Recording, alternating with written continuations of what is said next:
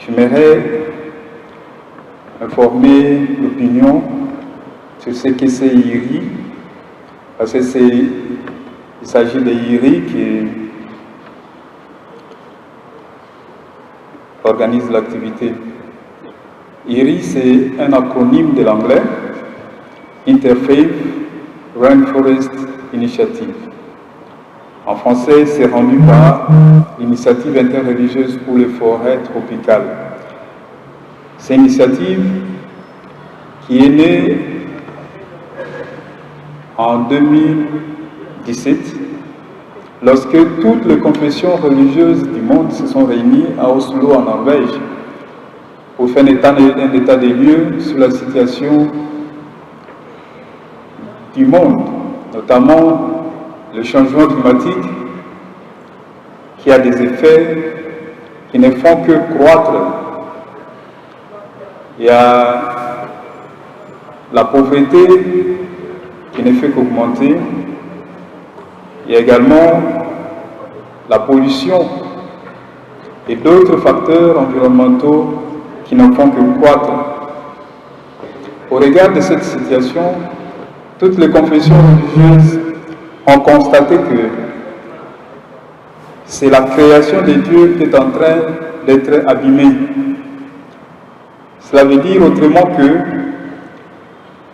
les confessions religieuses ont la responsabilité dans ce qui s'est fait, étant donné que les entreprises qui exploitent les forêts, tant grandes que petites, les gens qui gouvernent le monde, notamment ceux qui sont à la tête des gouvernements ou des États, ce sont des fidèles, ce sont des membres des confessions religieuses. Et au regard de l'influence que les confessions religieuses ont, elles ont senti la responsabilité qui était la leur d'envoyer un message à tous les acteurs, que ce soit gouvernementaux, du monde des affaires ou d'autres, qui sont en train d'influencer ou de pratiquer ce qui détruit l'environnement. Et à la base de cette destruction, ayant reçu plusieurs informations scientifiques qui attestent que actuellement la forêt joue un rôle très important pour juguler ces crises-là, elles ont concentré leur focus sur la protection des forêts tropicales. Et les forêts tropicales se situent sur la ligne de l'équateur, vous partez de l'Amérique jusqu'en Asie. C'est ainsi que l'initiative interreligieuse pour les forêts tropicales travaille dans 5 pays forestiers, notamment le Brésil, le Pérou, la Colombie, là c'est en Amérique. Ici en Afrique, c'est la République démocratique du Congo, parce que la République démocratique du Congo comporte 60% des forêts tropicales de l'Afrique. Et il y a également l'Indonésie. Alors, par rapport à la RDC, nous avons une méga biodiversité et les chiffres sont énormes. Mais également, quand on regarde la déforestation qui s'ensuit, on sent que cette méga biodiversité est en danger, y compris les humains. C'est pourquoi, au courant de cet événement, comme l'a si bien présenté le président de l'ECC, nous avons cette responsabilité de sensibiliser, de conscientiser le grand public qui est constitué de nos fidèles, du président de la République jusqu'au bas de l'échelle, ce sont les membres des confessions religieuses. Et en RDC, il n'y a pas de doute de confirmer que plus de 98% des gens croient. Et voilà, c'est le moment pour nous de nous sensibiliser. C'est pourquoi les confessions religieuses réunies ici, nous avons cette charge de mobiliser le nôtre pour qu'on puisse lutter contre la déforestation. Parce qu'en luttant contre la déforestation, on est en train de protéger la biodiversité. Quand on dit biodiversité, tout simplement, c'est la création pour nous. Et pour les chrétiens, on regarde le chapitre 1 à 2, on comprend que c'est Dieu qui a créé une chose après l'autre. Et c'est ça la biodiversité. Le thème choisi est interpellateur. Forêt vivante, peuple émergent. En effet, les forêts jouent un rôle important en nous fournissant la nourriture, l'eau potable et les médicaments. Les écosystèmes terrestres et marins jouent un rôle essentiel dans la régulation du climat et nous protègent des phénomènes météorologiques extrêmes. C'est aussi un habitat naturel pour diverses espèces biologiques. À part les forêts, il y a des communautés des hommes et des femmes qui y vivent et en dépendent, et dont la question du développement intégral reste un défi majeur. Cependant, le développement durable, c'est s'efforcer de répondre aux besoins du présent sans comprendre la capacité de satisfaire ceux de générations futures, disait déjà en 1987 le rapport Brundtland intitulé « Notre avenir à tous ». Mais aujourd'hui, la triple crise à laquelle fait face le monde, celle qui conjugue le changement climatique, la perte de la biodiversité et la pollution, s'accélère à cause de nos activités irresponsables. Nous sommes tous concernés par cette triple crise et nous devons tous agir. Gouvernement, entreprises, conférences et confessions religieuses, société civile et chacun d'entre nous.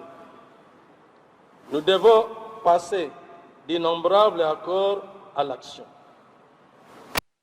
Se fondant sur diverses doctrines et religions, la protection de la diversité est au centre de la responsabilité humaine.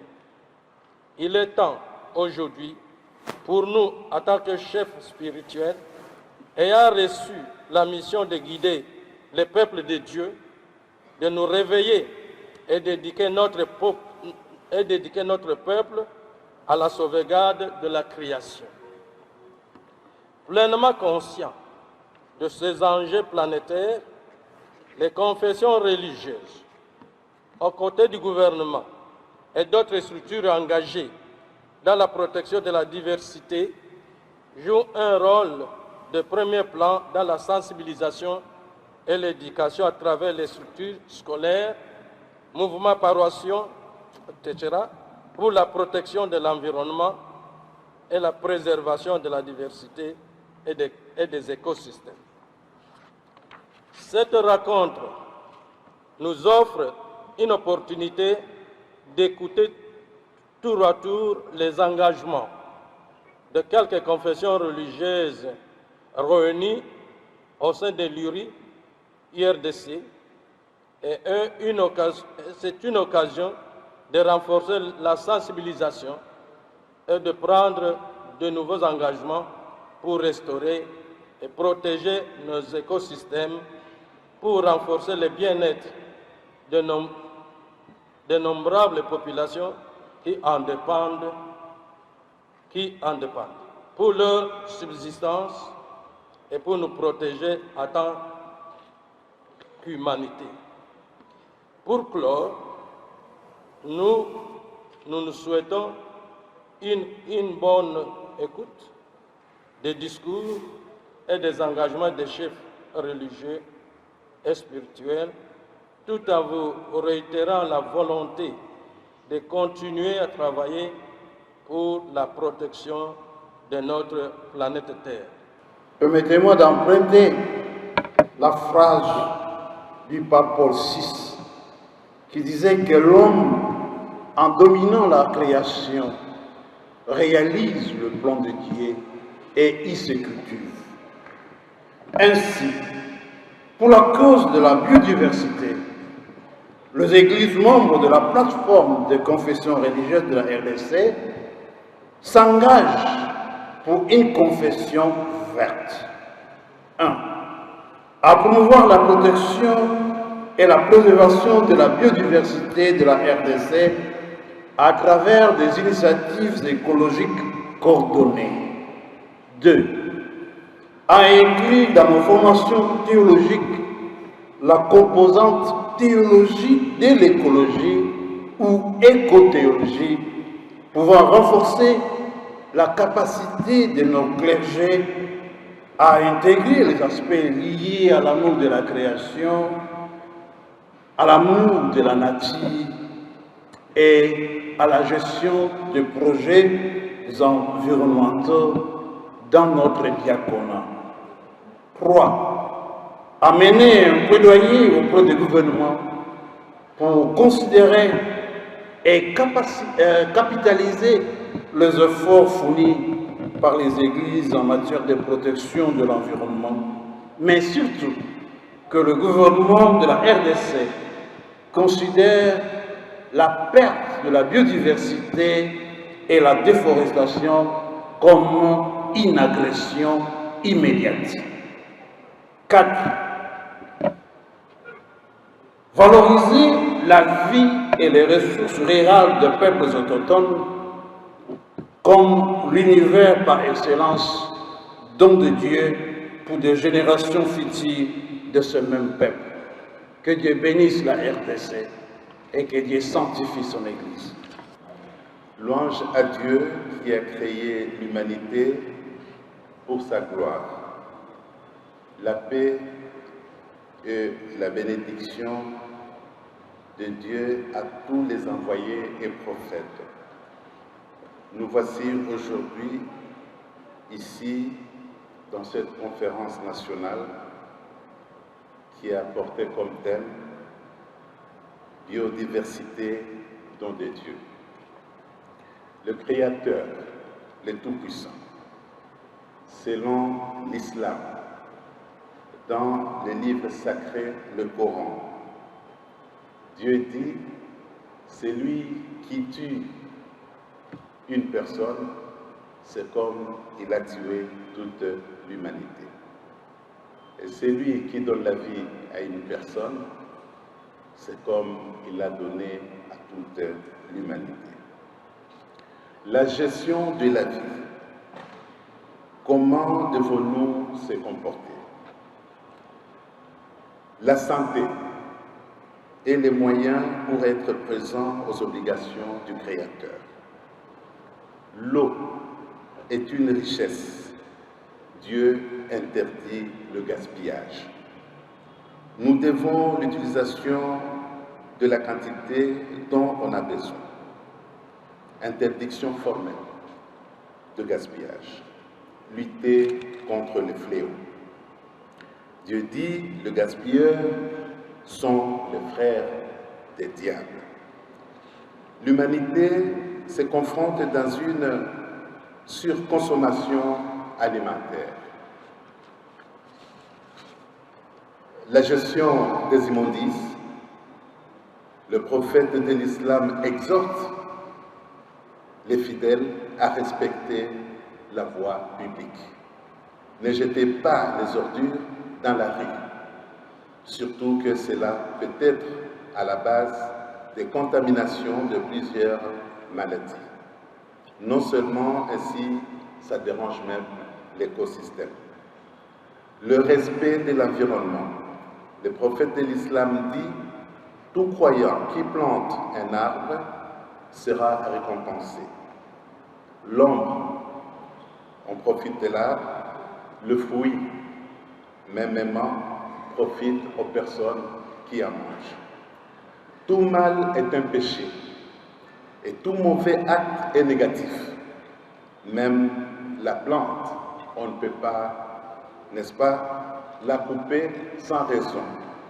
L'animal aussi, on ne peut pas le tuer sans raison.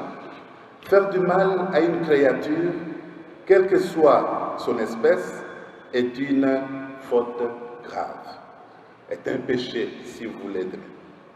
Tuer un animal sans aucune raison, torturer une bête, couper les herbes sans aucun besoin, c'est un péché. L'animal où on l'égorge pour les besoins alimentaires, sans gaspillage bien entendu, et non les tuer pour le jeter, ça c'est un péché. Donc le problème de la pollution et surconsommation alimentaire. Quel est le problème? Le problème, c'est l'homme lui-même. L'homme lui-même ne respecte pas l'écologie ni l'environnement. En résumé, nous devons avoir un comportement responsable car l'écologie fait partie de la religion. Les oiseaux que nous voyons, les insectes, etc., l'humanité doit changer le monde de vie d'écosystème. L'éducation de nos enfants et les préserver de leur santé font partie des obligations que Dieu va nous poser comme question au jour dernier. Qu'avez-vous fait de vos enfants? Mêmement, ce que nous avons comme forêt, comme, n'est-ce pas, tout ce que Dieu nous a doté, la forêt, Dieu va nous poser la même question. Qu'est-ce que nous avons fait de ce bien que Dieu nous a donné? Traiter les causes profondes, n'est-ce pas, du changement climatique, dégradation de l'environnement, c'est un devoir de l'homme qui est le chef de toutes les créatures. La communauté islamique, de par ses fidèles, les musulmans de la République, doivent respecter scrupuleusement les textes, n'est-ce pas, du Saint-Coran et la tradition prophétique de notre prophète Mohammed, que la paix de Dieu soit sur lui, sur l'environnement et sur aussi le respect, n'est-ce pas, de la nature. On s'engage à protéger notre forêt, on s'engage à protéger, n'est-ce pas, tout ce qui mène dans notre vie une subsistance. Ainsi, nous avons pris l'engagement au nom de Dieu et à tous les prophètes. Nous sommes honorés de nous tenir devant vous aujourd'hui pour partager les réflexions sur l'engagement de la communauté Baha'i en faveur de la biodiversité et de la protection de l'environnement. Deux défis cruciaux auxquels notre monde est confronté. L'engagement de la foi Baha'i en faveur de la biodiversité ne relève pas d'une simple opportunité. Il est profondément ancré dans ses principes fondateurs qui promeuvent l'unité et la justice dans le monde. Ces principes nous guident non seulement dans notre vie spirituelle, mais aussi dans notre engagement social et environnemental. En République démocratique du Congo, dans des centaines de quartiers et villages, les Baha'i et leurs amis se mobilisent pour contribuer au développement de leur communauté. Ils cherchent à approfondir leur compréhension des enseignements de Baha'u'llah, le fondateur de la foi Baha'i, et à les appliquer aux besoins de leur société. Ils œuvrent pour la prospérité de tous, reconnaissant que le bien-être des individus dépend du bien-être de la société dans son ensemble. Face aux défis auxquels la nation congolaise est confrontée, y compris ceux liés à la protection de la biodiversité, les Baha'i et leurs amis engagés dans le développement de la société ne cherchent pas à offrir des solutions temporaires aux problèmes actuels.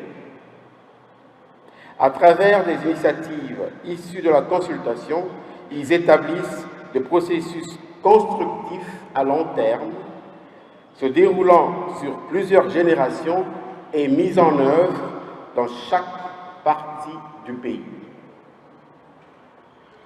Un engagement durable pour la biodiversité ne peut pas isoler l'individu de son environnement.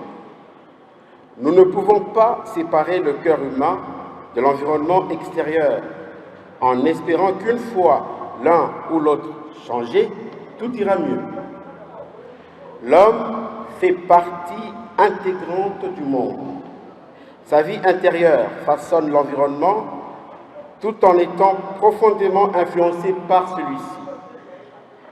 L'un agit sur l'autre et chaque changement durable dans la vie de l'homme résulte de cette interaction essentielle.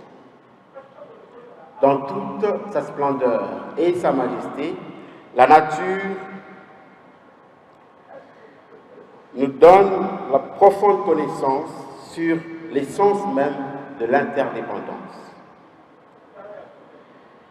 De la biosphère dans son ensemble aux plus petits micro-organismes, il démontre à quel point toute forme de vie est dépendante de nombreuses autres et comment le déséquilibre est dans un seul système retentisse à travers un tout interconnecté. Intimement intégré à ce grand système et profondément dépendante de lui, l'humanité fait face à un paradoxe grandissant de plus en plus de jour en jour. D'une part, l'espèce humaine n'a jamais eu autant de pouvoir pour façonner le monde physique à l'échelle planétaire, un développement que certains ont désigné d'anthropocène. C'est un témoignage de notre ingéniosité et de notre créativité collective, ainsi que du potentiel illimité qui s'offre à nous. Vénérable chef coutumier, très cher peuple congolais, y inclut le peuple autochtone pygmée, distingués participants, il s'agit ici de parler de l'engagement de l'autorité coutumière face à cette dégradation que connaissent actuellement l'univers. Quand on poursuit les engagements pris par le président de la République, il y a un accent sur les climats, sur la biodiversité, sur le risque que court la République et ipso facto le risque que court l'Afrique et la planète. Quand on veut parler de IRI, c'est également un grand cri qui nous est venu d'ailleurs, notamment le grand cri qui est parti de Saint-Siège à Rome, où le pape, également conscient de cela, avait également interpellé les confessions religieuses pour que chacun à leur tour puisse contribuer autour de leur évangélisation, autour de leur conscientisation, ces problèmes de climat liés à notre propre survie. C'est dans ce cadre que les confessions religieuses réunies avec tout ce qui a comme organisation internationale, que l'autorité coutumière a été également interpellée. Nous sommes légalement reconnus. C'est l'article 207 de la Constitution de la République démocratique du Congo, l'autorité coutumière. Nous détenons également une loi, la loi 15/015 de 2015, qui statue sur l'autorité coutumière et qui nous ramène dans nos responsabilités de la protection de nos populations. Nous sommes du Conseil supérieur de l'autorité traditionnelle et coutumière, détentrice d'une personnalité juridique que nous présidons et qui fait de nous également membres de IRI-RDC. Je voudrais donc remercier le CC pour ce cadre où on nous invite aujourd'hui dans cet engagement envers nos responsabilités. L'arbre, c'est la vie. L'arbre, c'est la pharmacie. L'arbre, c'est la solution non seulement au recadrage climatique, mais même aux solutions à nos érosions qui envahissent nos entités. L'arbre, c'est un esprit. Cet esprit qui vous annonce même de loin les dangers qui vous guettent pendant votre pas. L'arbre, c'est donc la vie. Aujourd'hui, le monde entier a pris conscience qu'après avoir tout détruit, qu'après avoir abusé de ce que nous appelons le phénomène normal, naturel, astral de la planète, après avoir tout détruit, voilà que le monde entier aujourd'hui est mis en décadence. En décadence où la biodiversité a perdu sa vitesse, où la survie même de l'humanité est mise en danger. Et l'autorité coutumière, gardien des us et coutumes, gardien de la nature, gardien de l'arbre, gardien de la terre, gardien des populations.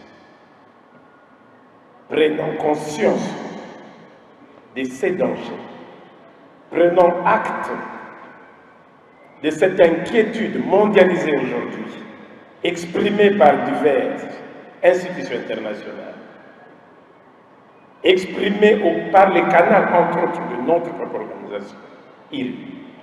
Nous voudrions ici, après avoir planté les tout premiers arbres à la Sainte-Côte, à l'archidiocèse, un arbre qui, quand aujourd'hui on passe, reflète encore l'espoir de cet engagement que nous avons pris ensemble avec les institutions et confessions religieuses de sauver tant soit peu cette planète. Nous voici aujourd'hui encore en train de rappeler et de réaffirmer cet engagement aujourd'hui dans ces temps saints de l'ECC, les deux coprésidences. Nous voudrons ici encore vous dire que l'autorité coutumière est debout, engagée, non seulement à protéger et à porter la solution, mais également à vous accompagner tous ensemble dans tous les projets liés aux communautés locales, peuples autochtones pygmées y inclus.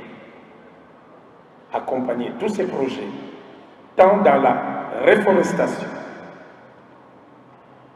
que dans la déforestation. Parce qu'il est vrai que nos communautés rurales, nos communautés paysannes, nos communautés de vie naturelle vivons de l'arbre. Mais notre engagement, c'est que tous ensemble, que nous puissions autour de tous ces projets, non seulement réguler la consommation de ce qui est dans la déforestation, mais plutôt renforcer dans les différents projets de réforestation afin d'équilibrer ces climats attendus de tous. Que les tréaux et les ancêtres qui font de nous ces habitants de cette terre puissent non seulement vous protéger, nous écouter et nous accompagner dans cet engagement que nous prenons aujourd'hui. Nous vous remercions. Nous bénissons et magnifions son nom.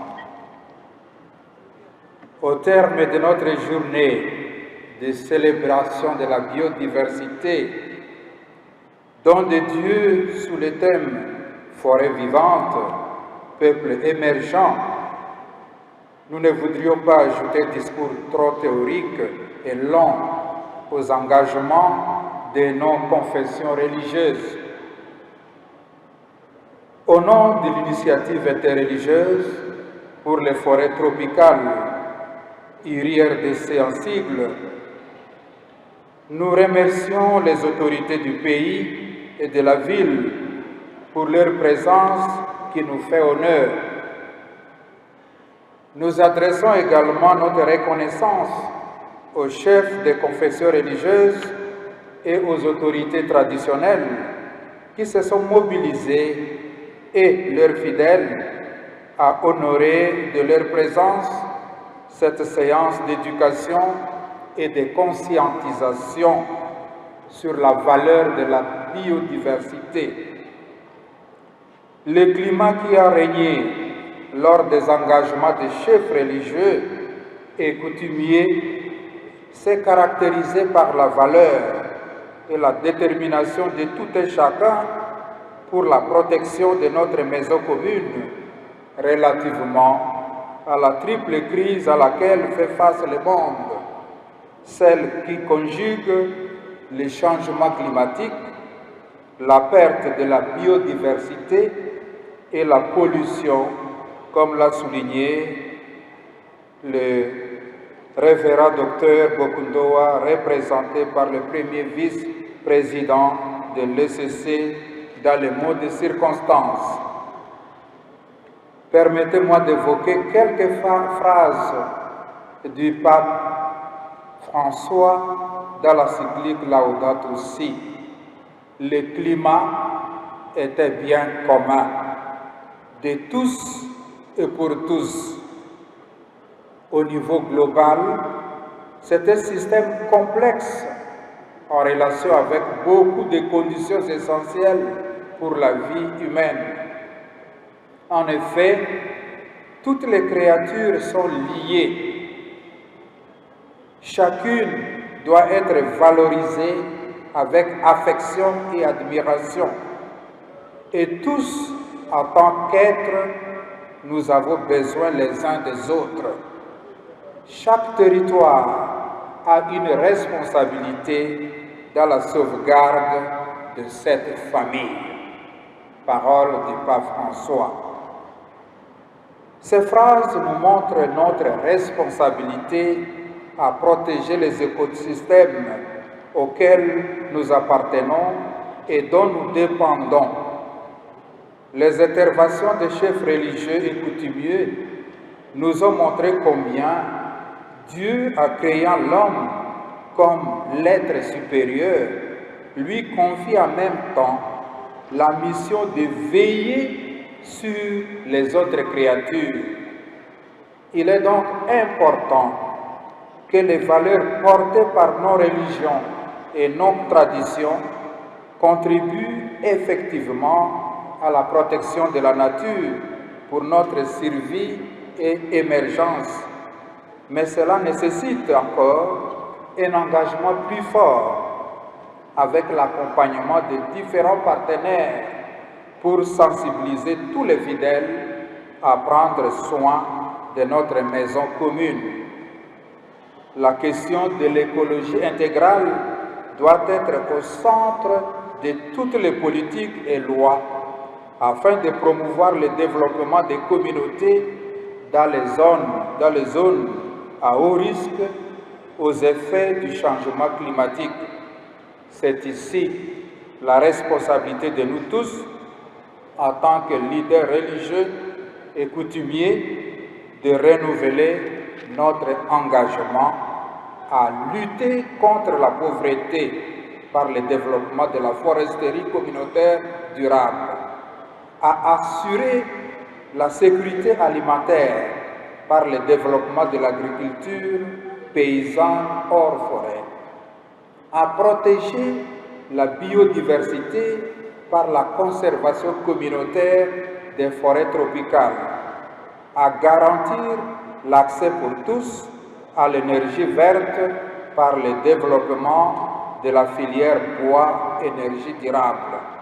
Pour terminer, les écosystèmes des forêts tropicales ont une biodiversité d'une énorme complexité, presque impossible à répertorier intégralement, mais quand ces forêts sont brûlées ou rasées, d'innombrables espèces disparaissent en peu de temps, en peu d'années, quand elles ne se transforment en désert aride. L'IRI RDC va faire entendre sa voix en faveur de la préservation de la biodiversité en offrant une vraie approche écologique qui se transforme toujours en une approche sociale qui intègre la justice sociale, forêt vivante, peuple émergent. Je vous remercie de votre attention et déclare la fin de notre célébration sur la biodiversité comme don de Dieu. Je vous remercie.